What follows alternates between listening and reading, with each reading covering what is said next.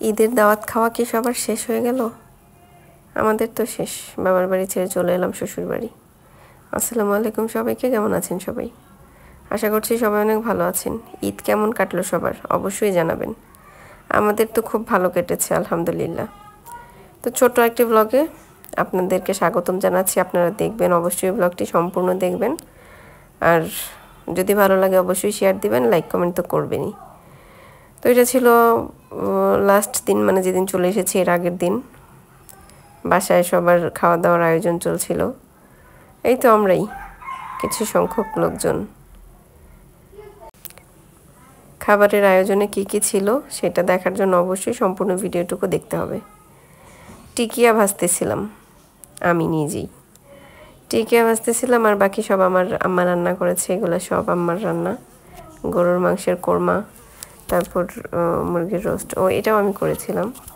যাই হোক, খাবার দাবার অনেক ভালো ছিল, খুব মজাই ছিল, ভালো লেগেছে। আর সবাই একসাথে খেলে এমনিতেও একটা তৃপ্তি চলে আসে, শান্তি লাগে।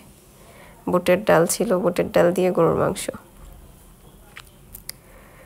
এই তো সিম্পল আয়োজন ছিল এইসব খাবার দাবার। আমাদের খুব ভালো লাগে, আমাদের মায়ের হাতের রান্না অনেক মজা আলহামদুলিল্লাহ।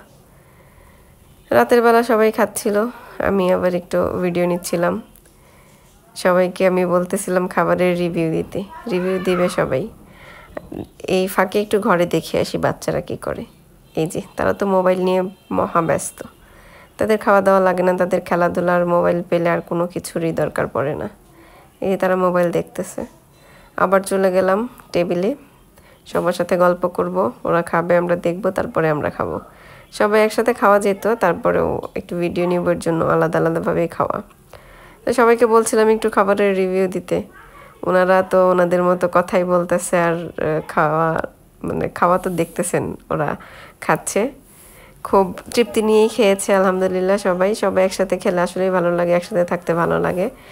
এই যে তাদের টিকিয়াটা খুব পছন্দ হয়েছে, বিশেষ করে খোকন ভাই আর আমার বোনের। আর ওই যে রায়হান সাহেব কি জানি বলছিল, অবশ্য ওনাদের কথাগুলো আমি নিতে পারিনি, অনেক নয়েজ ছিল। আর আমরা সবাই ছিলাম একসাথে, অনেক কথাবার্তা হচ্ছিল, এর জন্য মিউট করে রেখেছি। যাই হোক, সবাই খুব ভালো রিভিউ দিচ্ছিল খাবার দাবার। তো সবাই একসাথে হলে যা হয় আর কি, গল্প গুজব, খাওয়া দাওয়া।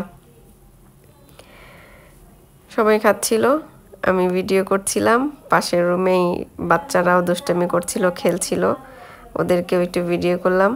তো আমার ভিডিওগুলো কেমন লাগে, হয়তো বা এটা এলোমেলো হয়ে গেছে, তারপরে আপনাদের সাথে কানেক্ট থাকতে ভালো লাগে, এর জন্য ছোট্ট একটা ব্লগ শেয়ার করলাম।